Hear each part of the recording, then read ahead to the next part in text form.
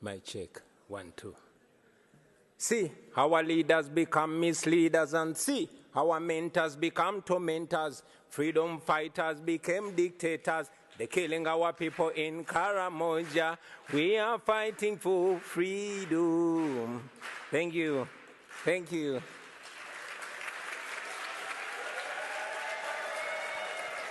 Thank you.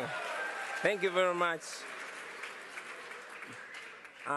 Thank you for the opportunity to share my story, which also represents the story of very many Ugandans that have endured human rights violations for the last 36 years.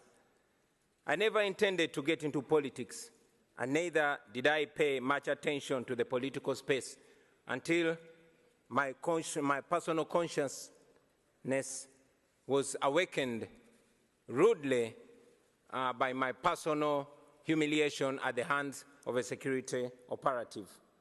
I'm a musician, and in 2005, I was the hottest artist in town, singing about parties and girls and money.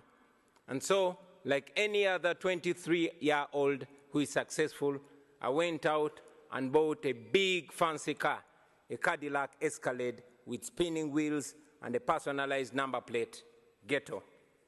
One day, I was at a nightclub in Kampala when a security operative pulled me out of my brand new car, slapped me in the face, and put a gun on my head. And he asked me, "Yo, why are you showing off? Don't you know that this country has owners?"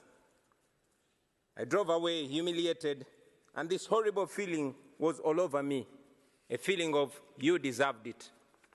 Because he was right, I thought I was safe as a celebrity, partying with the rich and powerful military generals, whining and dining with them. But I did not know that it didn't change the reality that I was just a boy from the ghetto, and that I would not be free from their oppressive rule until everyone in Uganda was free.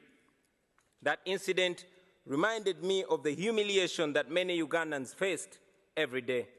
I couldn't forgive myself for having allowed my temporary and deceptive comfort and elevation from society to blind me from the plight of my fellow disadvantaged people.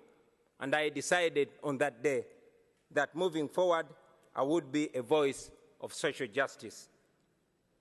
For 36 years, Uganda has been under the rule of General Yoweri Museveni. More than 85% of Ugandans have never seen another president in their lifetime. Not because the law allows it, no, but because he has always changed the constitution with the help of a compromised parliament, and he has always rigged elections with the help of a personalized military.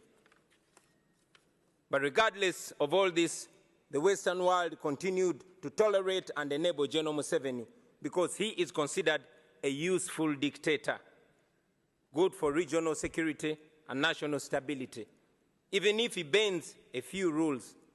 But that's not true. General Museveni rules Uganda with an iron hand. He deploys the military against the citizens and students. Those who oppose him are either put in prison, tortured, or killed. His administration ranks one of the most corrupt in the world. His family members and henchmen have plundered our nation at the expense of healthcare, education, and other social services.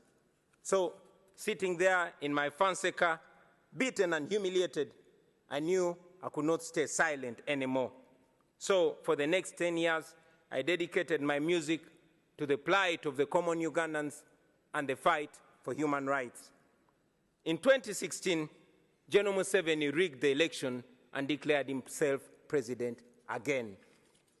And that's when I decided that if the parliament could not come to the ghetto would go to the parliament. In 2017, thank you. In 2017, I decided to run for a parliamentary seat. Our constituency campaign turned into a national campaign, and we won the seat with 80%. Then we started the People Power movement to awaken a generation of young Ugandans, talking to them about democracy and explaining to them why they must get involved. This annoyed General Museveni, and from then we were branded as enemies. In 2018, while on a campaign trail in the northern Ugandan district of Arua, General Museveni decided that it was too much for him to take. He alleged that our supporters had stoned his motorcade, and for that reason, the military was given orders to shoot and kill. I had just stepped out of my car when suddenly I heard gunshots, blah, blah, blah. My driver and friend, Yasin Kauma, was shot dead in the car seat that I had been occupying just a few minutes earlier. I took a picture of him and tweeted it, him lying in a pool of blood. I tweeted it with the caption, "Police has shot my driver dead, thinking they've shot at me." And then the Special Forces Command, a section of the military that is led by General Museveni's son, Muhoozi Kainerugaba, started hunting for me. For the next 8 hours, I hid in a random hotel room as they broke down every single door looking for me. Meanwhile, my tweet went viral, and suddenly the entire world was watching Museveni. So when they finally found me, they did not kill me, but they tortured me to near death. I was detained in a military base for several days. Not even my family knew where I was. I later learned that people protested in very many parts of the world calling for my release. And for this, I am forever grateful, because if it was not for that pressure, I'm sure I would not be alive to talk to you today. In a military court, I was charged with the offense of annoying the president, treason, and illegal possession of firearms. They displayed 2 machine guns to prove that. And of course, these were trumped-up charges. Out of shame, the firearms charges were later dropped and the guns disappeared.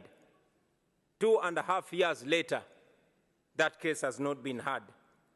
So, in 2019, I announced that I was running for president. Now, under General Museveni's Uganda, that means 3 things. It either means prison, or being forced into exile, or death. But we were ready for all that. And yes, that's exactly what happened. We endured the most horrifying campaign, the most violent campaign, the most brutal and murderous campaign you can ever imagine. In November 2020, I was arrested for allegedly violating COVID-19 regulations, a convenient excuse for Museveni to suppress his political opponents. Our supporters protested against my illegal detention, and the military went on rampage. They shot and killed hundreds of people. But of course, General Museveni came out and said that they killed only 54 protesters. Thousands were arrested, and instead of the accountability for the massacre, General Museveni came out and praised the military for a job well done. A few days later, my bodyguard and friend, Frank Senteza, was deliberately run over and killed by a military police car. Thousands of our supporters were then abducted by security operatives in unmarked vehicles called drones in Uganda. And as I speak to you right now, many are still missing, while others are still in illegal detention, simply for supporting me and our party. Those who were lucky to return, they came back with severe torture marks and horrifying stories.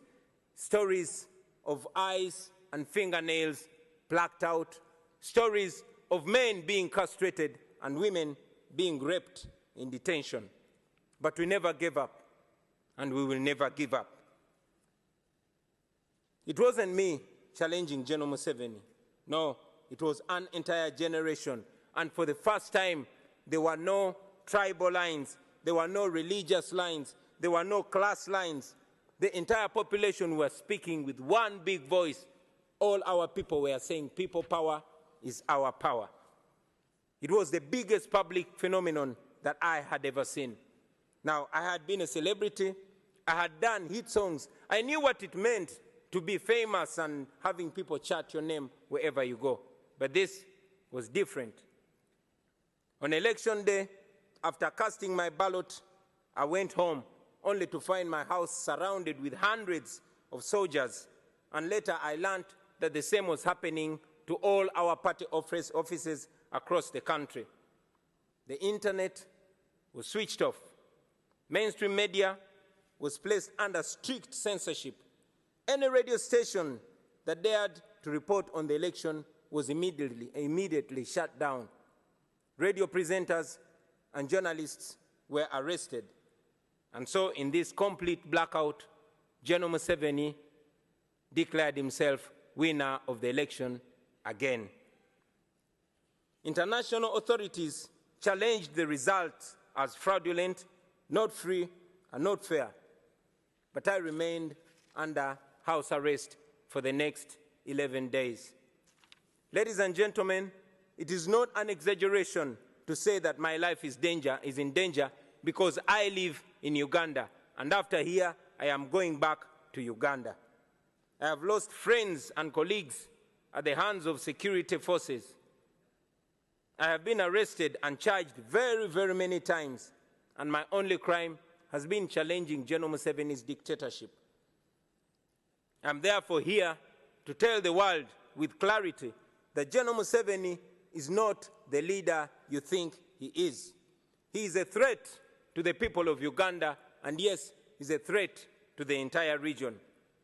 The international community has already recognized that the 2021 election in Uganda was neither free nor fair.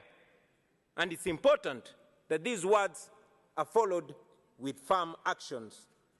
First, we call upon the world leaders to stop shaking General Museveni's blood-stained hands through funding and cooperation. Secondly, we call upon the governments and organizations all over the world to impose sanctions on him and the people that he uses to torture and kill innocent citizens. Thirdly, we call upon all those who value democracy and human rights and the rule of law to isolate General Museveni because he has distinguished himself as an excellent violator of human rights who has no respect whatsoever for human life and human dignity. And fourth, we ask you to support our demands for accountability for the crimes against humanity that he has committed and continues to commit against the people of Uganda. Now, for far too long, the Western world has believed that allowing dictators to hold their nations hostage is an unacceptable cost for perceived security.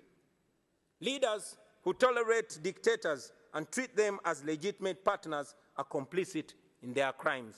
Please do not be partners in crime. Do not sacrifice your moral obligation. Do not sacrifice your moral obligation for short-time convenience. Please stand on the right side of history. I thank you.